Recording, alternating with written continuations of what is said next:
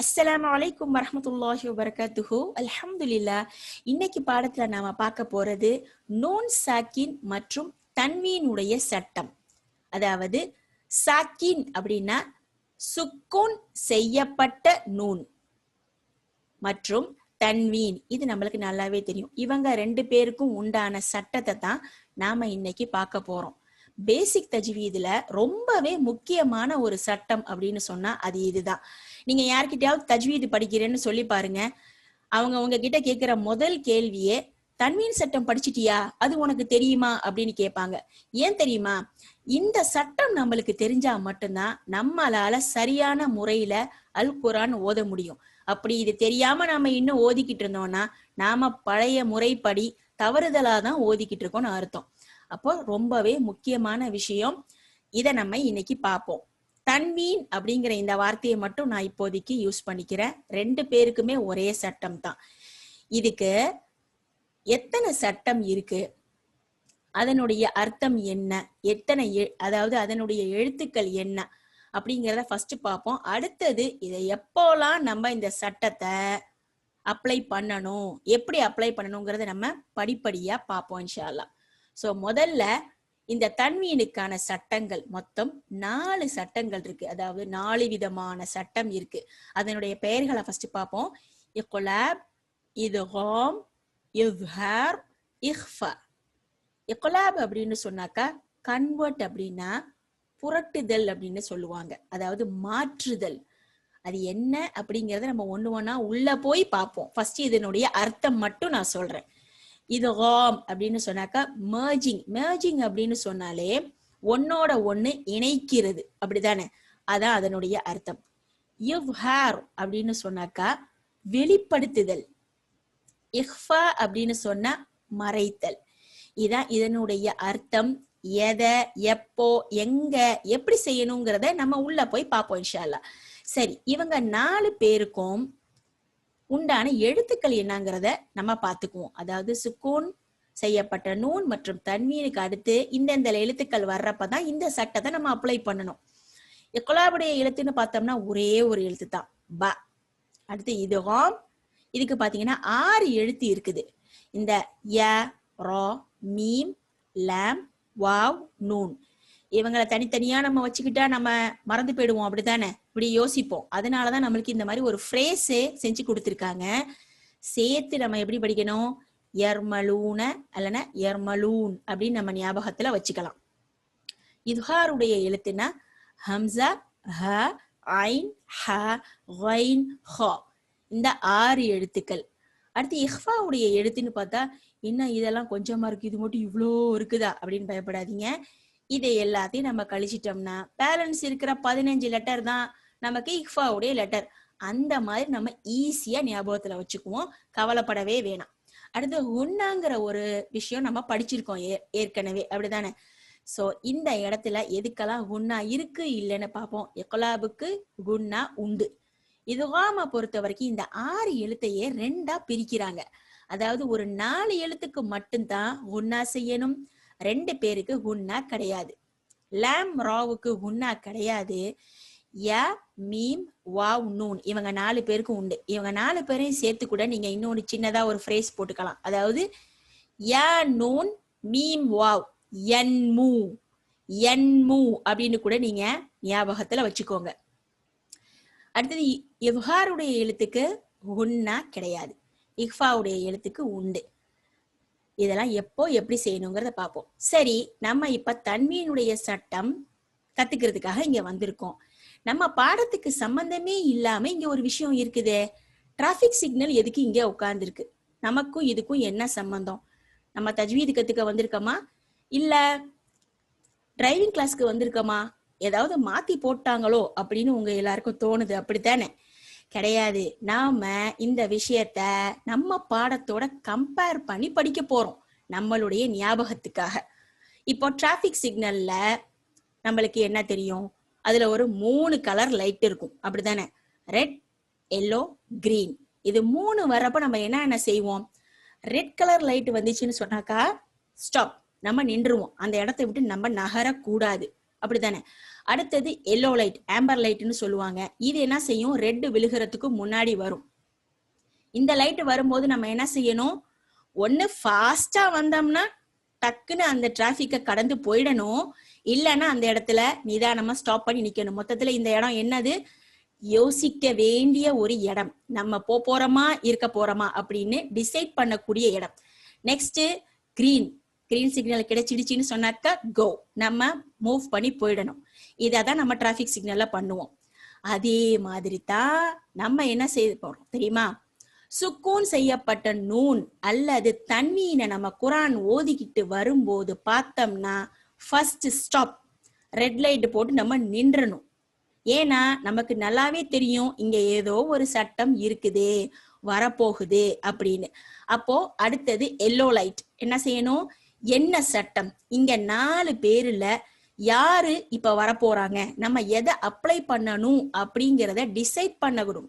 இந்த yellow light மாதிரி எதை நம்ம அப்ளை பண்ணி இப்ப நம்ம படிக்க போறோங்கிறத டிசைட் பண்ணணும். பண்ணினதுக்கு அப்புறம் கிரீன் கோ, நம்ம அப்ளை பண்ணி அடுத்தது படிக்கணும். சோ இதுதான் தன்வீன் சட்டத்துக்கும் இந்த டிராபிக் சிக்னலுக்கும் நம்ம இப்ப சம்பந்தப்படுத்தியிருக்கோம். கண்டிப்பா இது நம்ம ஞாபகம் வச்சுக்கிறதுக்கு ரொம்பவே உங்களுக்கு யூஸ்ஃபுல்லா இருக்கும். மெயின் ரோட்ல இருக்கிற டிராபிக் சிக்னலை போய் பார்த்துட்டு நீங்க யோசிக்க கூடாது, நீங்க தானே சொல்லி கொடுத்தீங்கன்னு. இது நம்ம பாடத்துக்கு மட்டும்தான். ஹைர் அல்ஹம்துலில்லா. இப்ப நம்ம தன்வீன், சுக்கூன் செய்யப்பட்ட நூன் மற்றும் தன்வீனுடைய சட்டத்தை ஒவ்வொன்னா தனித்தனியா பார்க்க போறோம் இன்ஷா அல்லாஹ். வாங்க. சோ முதல்ல நம்ம பாக்குறது இக்லாப். இந்த கியூ போட்டிருந்தாங்கன்னு சொன்னாலே அந்த ஹெவி காஃப், கொல்கலாவுடைய எழுத்து நம்மளுக்கு தெரியும், அப்படித்தானே. இக்லாப்னு படிச்சிடாதீங்க, இக்லாப் அப்படின்னா மாற்றுதல் இல்லைன்னா புரட்டுதல் அப்படின்னு அர்த்தம். அப்போ ஆஃப்டர் லெட்டர்னு போட்டிருக்கோம் பாத்தீங்களா, பா. அப்போ நம்ம இந்த சுக்கூன் செய்யப்பட்ட நூனோ அல்லது தன்வீனோ வந்து அதுக்கு அடுத்த லெட்டர் இந்த பா வந்துச்சுன்னு சொன்னா நாம என்ன செய்யணும், இந்த மாதிரி இங்க பாருங்க, குரான் ஓதிட்டு வரப்ப நீங்க எல்லாம் பார்த்திருப்பீங்க, இந்த மாதிரி குட்டியா ஒரு மீம மேல போட்டிருப்பாங்க பாத்தீங்களா. சுக்கூன் செய்யப்பட்ட நூனுக்கு மேல இதுக்கு பக்கத்துல இருக்க லெட்டர் தான் நம்ம சொன்ன இந்த ப. அப்ப நம்ம இதை எப்படி ஓதுவோம், மின் பஅதி அப்படின்னு சொல்லிட்டு நூனை இப்படி காட்ட மாட்டோம். இதத்தான் நம்ம என்ன செய்ய போறோம், கன்வெர்ட் பண்ண போறோம், அதாவது மாற்றி புரட்டி போட்டு ஓத போறோம். இந்த நூனை மீமா மாத்தி பாவோட இணைச்சு ஓத போறோம். அதனாலதான் இக்லாப் அப்படின்னு சொன்னாக்கா புரட்டுதல்னு சொல்றாங்க. அப்ப என்ன செய்யணும், மிம் மிம் பஅதி, இதுக்கு குன்னாவும் இருக்கு இல்லையா. அப்ப அந்த டைமிங் நம்ம கொடுத்து இந்த நூனை நம்ம காட்டக்கூடாது. மிம் பஅதி மிம் பக்லிஹா அபதம் பிமா நஃப்ஸிம் பிமா முன்ஃபத்திரும் பிஹ் மிம் பனி. இதுதான் இக்லாப் அப்படின்னு சொன்னாக்கா சுக்கூன் செய்யப்பட்ட நூன் அல்லது தன்வீனுக்கு அடுத்தது இந்த மாதிரி குட்டியா மேல இருக்கும்.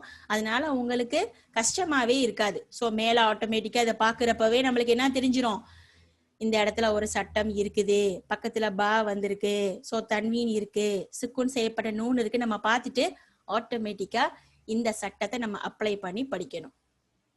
அடுத்தது இது ஹோம், அமெரிக்கன்ஸ் மாதிரி இஜ்காம் அப்படின்னு படிச்சிடாதீங்க. இது நமக்கு தெரியும்ல, அரபிக் லெட்டர்ஸ் எதுவுமே நம்மளுக்கு பொருத்தமா மற்ற லாங்குவேஜ்ல கிடையாது. ஸோ இது ஹாம் அப்படின்னு சொன்னாக்கா மர்ஜிங், ஒன்னோட ஒண்ணு இணைக்கிறது.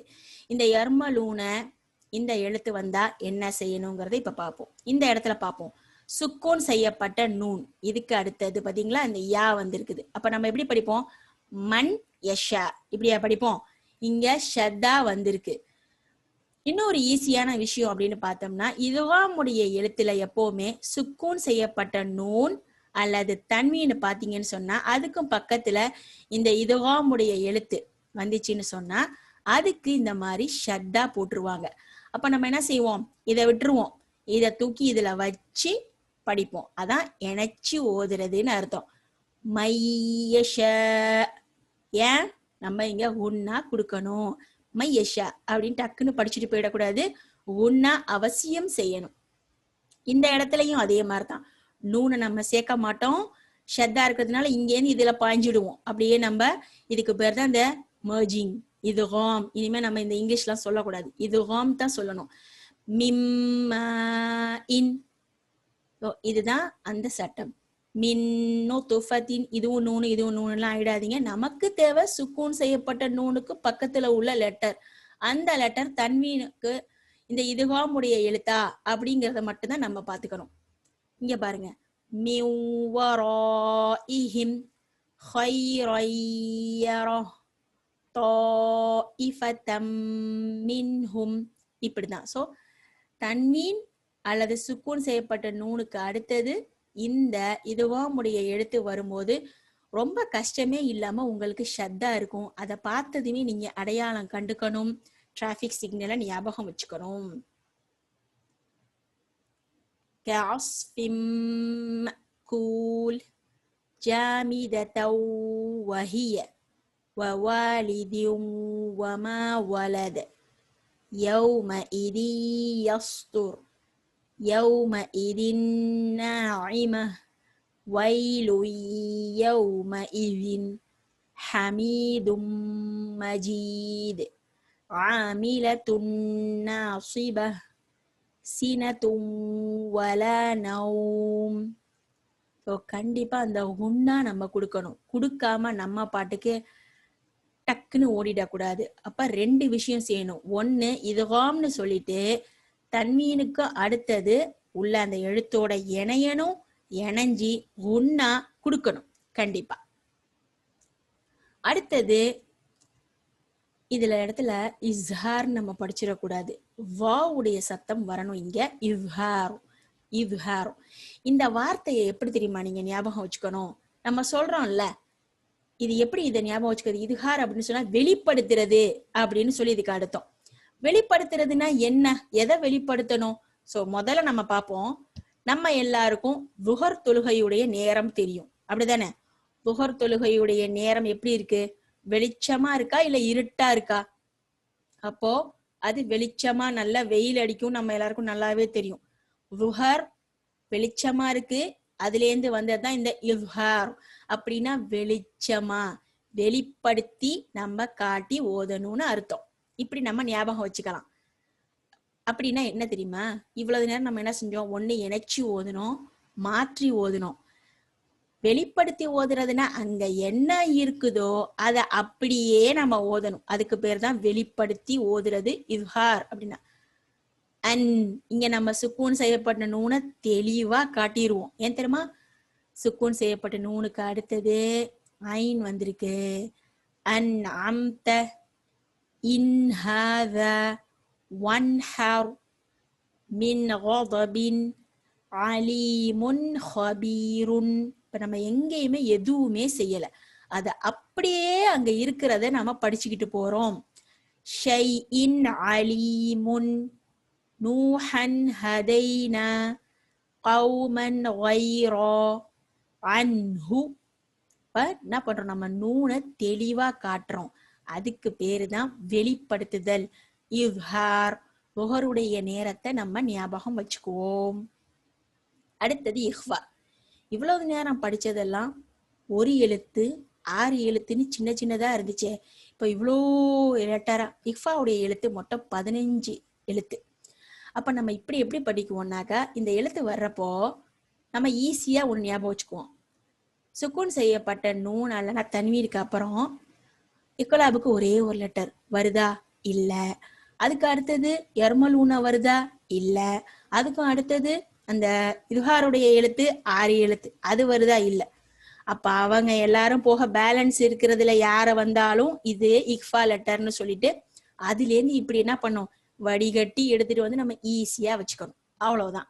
இக்ஃபா அப்படின்னு சொன்னாக்கா மறைத்தல். எதை மறைக்கணும்? இந்த குட்டி பசங்கள்லாம் எதையாவது மறைச்சு வச்சு ஒளிச்சு வச்சு விளையாடுமே, அது மாதிரியா? நம்மளும் இங்க கிட்டத்தட்ட அது மாதிரிதான் மறைச்சு ஓத போறோம்.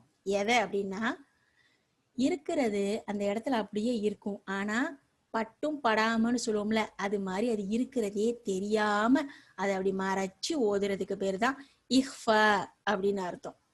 இந்த இஹ்ஃபாவுடைய எழுத்து மொத்தம் 15 எழுத்து. இதுல பார்த்தோம்னு சொன்னாக்கா லைட் லெட்டர்னு சொல்லுவோம், ஹெவியா சொன்னோம்ல. நம்ம இதெல்லாம் பேசிக் குரான்லயே படிச்சிருக்கோம், எந்தெந்த எழுத்தெல்லாம் ஹெவியா உச்சரிக்கணுமோ அது அதுக்கு தகுந்த மாதிரி மொத்தம் 15 விதமா நம்ம இஃபா செய்யணும். உன்னா உண்டு எப்படி பண்ணணும்னு இப்ப நம்ம பார்ப்போம். இப்ப தன்வீன் வந்திருக்கு, அப்ப இந்த இடத்துல எப்படி படிக்கணும்? லைல தன் சும்ம இப்படின்னாக்கா இந்த தன்வீன் நம்ம அப்படியே காட்டுறோம்னு அர்த்தம். நம்ம இப்ப பண்ற சட்டம் என்ன? மறைத்தல். இஃபாண்டா மறைத்தல். அப்ப லைல தன் சும்ம இப்ப பார்த்தா என்ன செஞ்சோம்? தன்சு தன்சு நம்ம செய்யல, அப்ப மறைச்சு கொண்டுட்டு போறோம். அன்தும் இப்படி இருக்குது. இப்ப நம்ம என்ன செய்ய போறோம்? அன்தும் அன்தஅவுதுகும் ஃபமன் ஸுஹ்ஸிஹ நஃப்ஸின் ذائقة மின் தீனின். அதுக்கு தான் நான் சொல்றேன் 15 லெட்டருக்கும் 15 விதமா செய்யணும்னு. இதெல்லாம் பாத்தீங்கன்னா லைட் லெட்டர், தா ஹெவி, இத மின்தி சொல்லக்கூடாது. மின் தீனின் வமன் கதல ஃபஇன் கான இது மாதிரி வரணும். ஸோ 15 லெட்டருக்கும் நம்ம 15 விதமா செய்யணும். அதுக்கு நம்ம பயிற்சி பண்ண பண்ண இன்ஷா அல்லாஹ் நம்மளுக்கு வந்துடும். ஸோ இதுதான் ரொம்ப முக்கியமான சுக்கூன் செய்யப்பட்ட நூன் மற்றும் இஃபா உடைய சட்டம். கண்டிப்பா டிராபிக் சிக்னலை ஞாபகம் வச்சு பயிற்சி பண்ணுங்க. இன்ஷா அல்லாஹ் அடுத்த பாடத்துல பார்க்கலாம். பாரக்கல்லாஹு ஃபீ வலக்கும். அஸ்ஸலாமு அலைக்கும் வரஹ்மத்துல்லாஹி வபரகாத்துஹு.